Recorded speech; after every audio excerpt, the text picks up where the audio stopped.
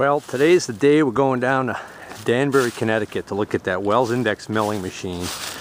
And as it stands, I got a very slim chance of getting this thing. This is the machine shop full of stuff that's being sold, and there's somebody acting as an agent for the woman selling it, and talked to him right after the Craigslist thing came up, and they explained to me that they were going to wait until today to decide who they were going to sell to. In other words, they've been taking offers on the things, and basically they're trying to maximize their profit. So I'm going to go down today with some cash in hand in the hopes that if I can cut a deal right there, they'll use their forklift and put it right in the back of my 1-ton pickup truck here. But first things first, I charged the battery last week because the truck hadn't been run all winter, and should be charged, and I've had it plugged in for a couple hours this morning, hopefully. It's cold this morning. Unseasonably cold for almost the end of March.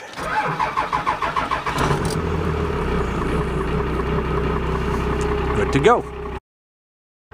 Oh, still got the leftovers from the Beecher Blast video in the back of the truck. That goes to show you I haven't really done much with this truck all winter other than have it sit there. Better get that stuff out of there.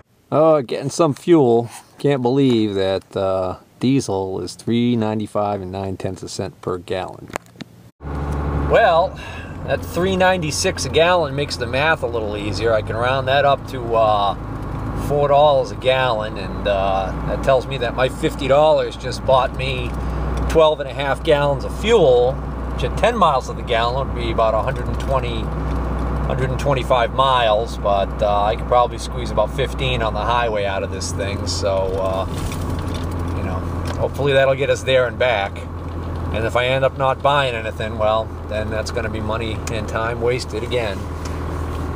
Eerily similar to the Torrington, Connecticut Hendy lathe trip.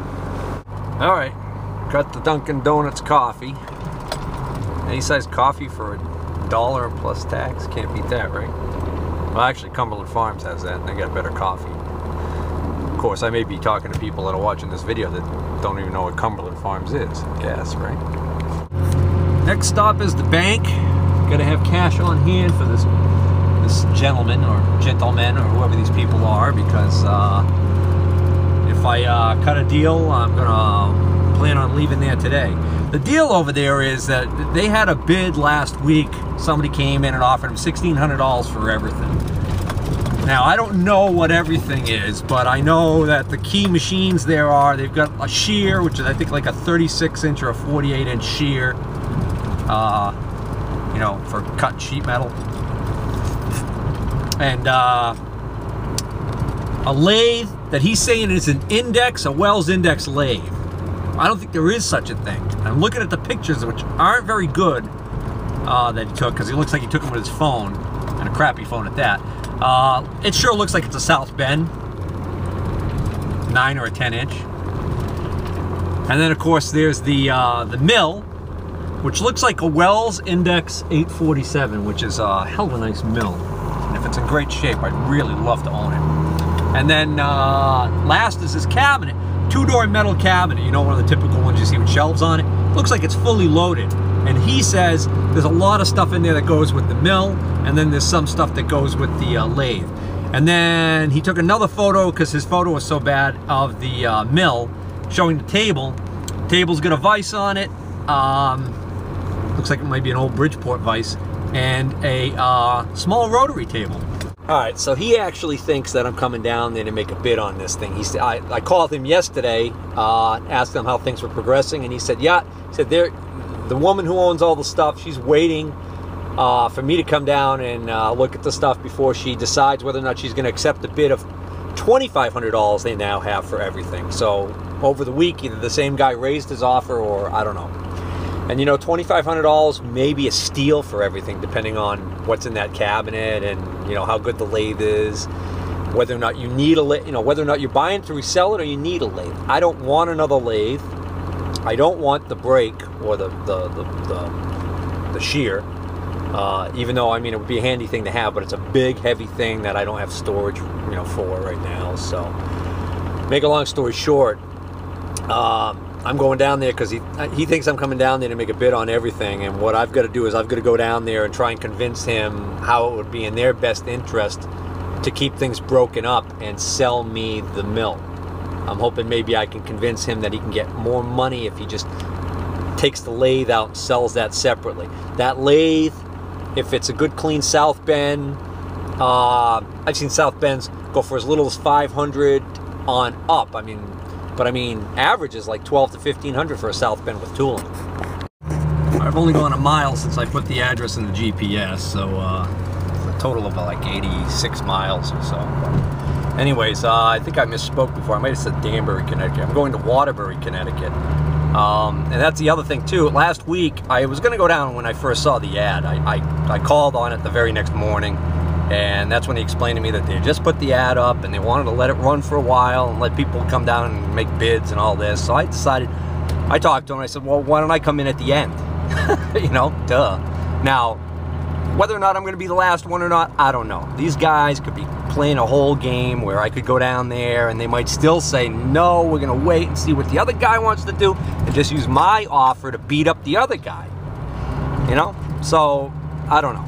But here's the interesting thing. They gave me the address last week, so I did a little research. I ran the address on Google, and the address came up as this company, a company that does, supposedly they make radar equipment and stuff, and microwave equipment. Not like, you know, for cooking food, but, you know, microwave communications, that kind of thing.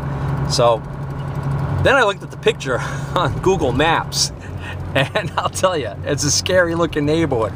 There's a big factory building, which must have been the company, and they must have a part of that building that they were using. Apparently they've shut down operations. The fact that a woman is the one who's supposedly making the calls in the end on what's going to be sold, but these guys are acting as her selling agents, makes me think this could be a divorce situation, or it could be, let's see, divorce, or it could be death of an owner and the widow's handling it. I don't know. But they are planning on vacating that building. The company has ceased operation and they are selling off this stuff. And I first thought when he gave me the address, that can't be it. But then I noticed in the photo, you could actually see on the side of the building there was a pile of junk, and there was actually like a trailer for a large satellite dish, and there was some parts to some parabolic dishes, big metal dishes like the military would use. So, you know, it turns out that is the right company. And when I called them back and talked to him about it, it turns out the guy I'm dealing with, he's a former employee of the company, and he's still, I guess, there helping them shut down. And he confirmed that, yeah, it's a bad neighborhood. And he said, you know, even with security there, they still have people try and break in. Cameras and whatnot, alarm system, I guess. But, you know, the street out in front, I wouldn't want to be anywhere near there at night. I'm not even that thrilled to be going there during the day, quite frankly. Well, we're getting off the highway in Waterbury. So, according to the GPS, we're only a mile away from there, and this is a very commercially built-up area, so this doesn't look anything like the economically depressed area that I saw on Google, but let's see what a mile does. Well, now we're half a mile away. Still very commercially built up. Oh, now things are starting to... This looks like affordable housing maybe over there. On the right-hand side here, this building is occupied, but behind it there's a huge factory building that's vacant with all the windows knocked out of it. You can see it back there. And let's see. So we probably go up this hill. It's going to probably turn downhill. It's probably going to go downhill real fast. Arriving at destination on right. All right, so this building right here looks like it might be the building. Yeah, this is it. You can see there's one of those satellite dishes.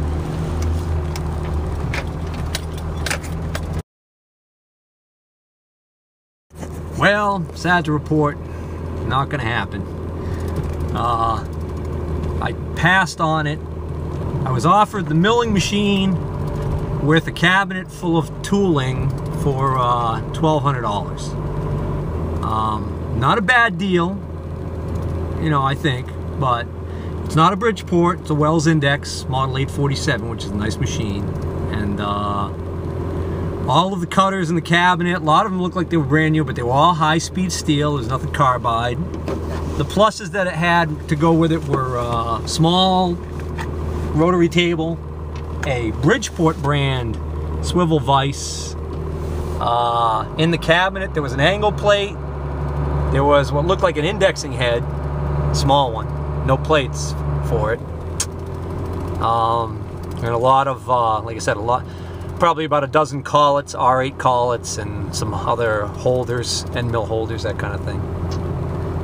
But I went as high as 1050.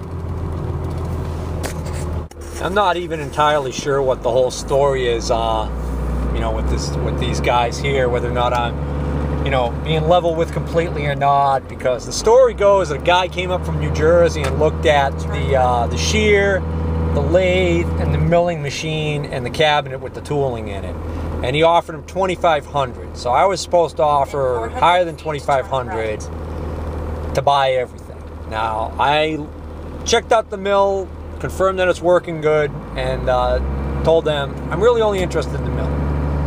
And then they said, well, that was the main thing the guy from New Jersey's interested in. So I said, well, you know, why don't you sell the mill separate? So then one of the guys says to the other guy, maybe we should call him and check if he's still in on this, because he was shopping for a mill. So they called, supposedly they called the guy and they're talking to him on the phone. They come back and they tell me, now turn right. The guy in New Jersey has gone and the guy in New Jersey has found a mill, and he bought one on Monday. So now he's saying he'll still take everything, but he's lowered his offer on everything to $2,000. In 700 feet, turn left. Okay, so he's lowered his offer on everything to $2,000.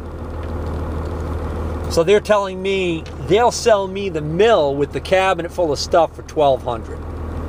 So I'm thinking, okay, oh wait a minute. So he's basically, they're figuring that they're only going to take $800 for the lathe. By the way, is a 9-inch South Bend. Seems to be working fine. I ran that through, you know, some speed changes and stuff, and that seemed okay. I think I'm getting lost. So the way they left it, so I said I'd go another $50. My offer of $1,000. So we left it at my offer of $1050 for the cabinet with the stuff in it, and the milling machine with the small rotary table and the Bridgeport vise on. And that's how we left it. And this guy who's in charge of the sale there, he's kind of cooling off real fast on the whole idea of selling it. And now he's saying that what they want to do is that they pulled down the ad off of Craigslist for all the machine shop stuff. Now they're going to list each thing individually and take better pictures of them. So they're hoping that's going to garner renewed interest, and then they're going to go from there. So, all right, back on the highway. Can't believe I've been there for 2 hours, I think, a little over 2 hours. Talked right through lunch. I wonder why I'm hungry. Well, we'll see what happens when they re-advertise it. You know, I'll be looking for it.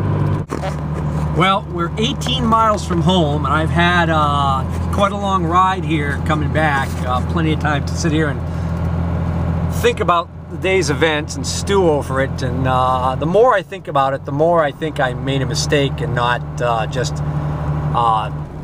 taking it at $1,200, taking his offer and not going any further, because my fear now is that he's going to take better photos of it, put it on, and list it more with a better description, get more interest in it, which you know, may drive the price up. I think the thing that, you know, if it was just the milling machine, I'd have a much better feel for where we were money-wise. But the thing is that what he's thinking about is all that stuff in the cabinet, and you guys couldn't see the cabinet, you know. I couldn't really video there because it was an awkward situation. But the more I dug in the cabinet, the more things I saw in there that I liked. I saw a nice angle plate. I saw I mean, the second time I went back to try and dig further to make sure I wasn't missing something, I think I saw a tapping attachment. I saw some sort of an adjustable table that looked like it might be for precision work. I saw some stuff that just didn't belong in there that wasn't, you know, well, wasn't like machinery related. There's a lot of little pieces of scrap aluminum in stock. There was something called a lab jack. There was quite a few R8 collets, different size collets, and also holders, end mill holders and things like that that were on R8 shanks. So obviously also for that milling machine. Right. Even some slotting saws and things like that, and arbors for putting those kind of slotting saw blades on. There was that stuff. There was an ESAB welder. Continue on route. I can't think of what you call it there. The welder with the. It had a TIG torch on it, but it's also a it's AC/DC welder and does other stuff too. Heliarc. There's a Heliarc welder there. And there was a bunch of stuff in there for the Heliarc welder, like just some tungsten or tips or whatever for the TIG torch. And I think I saw some of that, some other stuff. That was in there. That would have gone with the cabinet because they really weren't digging it out, you know. Yeah. So, I mean, that's stuff that at some point I could either use or I could sell. So, there was some heavy copper wire in there. Not much of it, a few feet, but, you know, again, looked like leads for could be used to make leads for a welder. Just trying to think of some of the other stuff I saw, but oh, I saw 2 dial indicators in there also. So I mean, you know, no big deal, but even if those dial indicators are only worth, you know, 10, 15 bucks a piece, that's another 30 right there. So a lot of high-speed steel end mills, which I know a lot of people, that's high-speed steel. But the thing was, you know, some of them were 1 inch in diameter and they were brand new. So, I don't know. I might just call him back today and tell him I'll take the deal and go back in a week and get it out. We'll see. Who knows? I might call him and he might say, he changed his mind. He's gonna list it and see what happens. You know, re-advertise it and see what happens. Or he might agree to it, and then in the time it takes for me to get back down there and pick it all up, he might turn around and sell it out from underneath me. I don't know. I mean, I just met this guy today. You never know. All right, we're gonna conclude this trip.